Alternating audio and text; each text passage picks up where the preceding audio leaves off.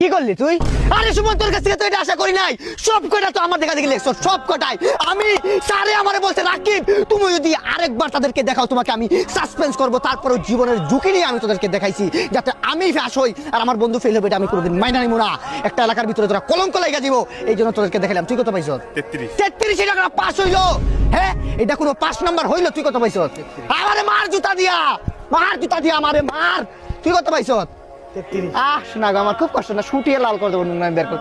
কেন লেগে কি করলাম মাঝে মাঝে ভাবি, হাই রে হাই, কোনো কিছু অভাব করছো বাবা তুমি তোমার বাসায়? আরে তোমার তো 5তলা বিল্ডিং, আর তুমি অভাব করছো করে? সংসারে অনেক অভাব না, পড়তে পার নাই। আমি না পদার্থবিজ্ঞানে 98 পাইছি, আর 2 পাইনি কেন জানিস? আমার কলমের কালি শেষ হয়ে গেলো। তাই না? কালি শেষ হয়ে গেছিল। আমারে দেখ আমি কি কষ্ট করছি আমি জানি। কতদিন জানো, রাতের অন্ধকার, কারেন্ট নাই, দেশে তো এমনিই তেলের সংকট, তারপরে কারেন্ট নাই, বিজলি দাঁড়াতে পড়ছি। কবি দেবেন্দ্রনাথ লেখা ছিল কিন্তু পইরা গেছি রবীন্দ্রনাথ। তার কষ্ট তোদেরকে কি বলবো আমি। তারপরে আলহামদুলিল্লাহ আমি পাস করছি, কিন্তু তোদেরকে আমি পারলাম না। ছি, আজকে আমার একটা সম্মানজনক বিষয় যদি তোরা বুঝতে পারছি তাহলে তোরা কি করলি? 33 পাস হলো, এটা তোদের মা বাপকে হারাম খাওয়াইছে বেটা। হ্যাঁ, এত সুন্দর পড়ালেখাটা কি করলি? সবকিছু দেখাইলাম, সবকিছু দেখাইলাম। সবাই বলতেছে রাকিব তোর বন্ধু কত পাইছে। 33 আমি কেমনে কমবো ভাই?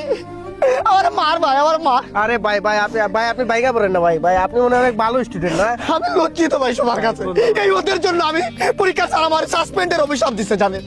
আমি তার কিছু পড়ুয়া করে নাই যে তোরা দেখ, তোরা পাস কর। ও ভাই, তারা তো ভাই অনেক কম নাম্বার পাইছে ভাই। আপনি 33 এর একটা কম পাইলে 32 এ আসলেই ভাই আপনি ভালো স্টুডেন্ট মনে হয় নাকি? জি ভাই আলহামদুলিল্লাহ, আমি কোনো সময় এটা নিয়ে অহংকার করবো না। জি ভাই আপনি কত পাইছেন? আমি 34 পাইছি ভাই।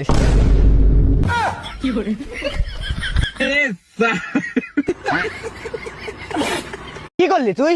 আরে সুমন, তোর কাছ থেকে তো এটা আশা করি নাই। সব কটা তো আমার দেখা দেখি লেখছো, সব কটাই।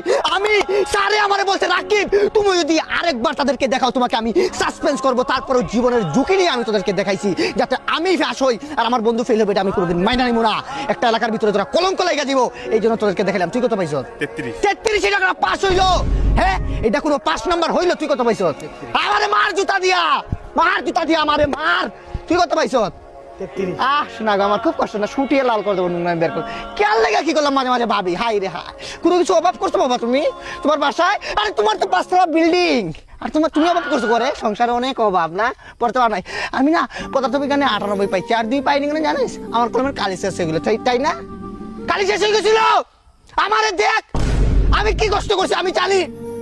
কতদিন জানো, রাতের অন্ধকার, কারেন্ট নাই, দেশে তো এমনিই তেলের সংকট, তারপরে কারেন্ট নাই, বিজলি দাঁড়াতে পড়ছি।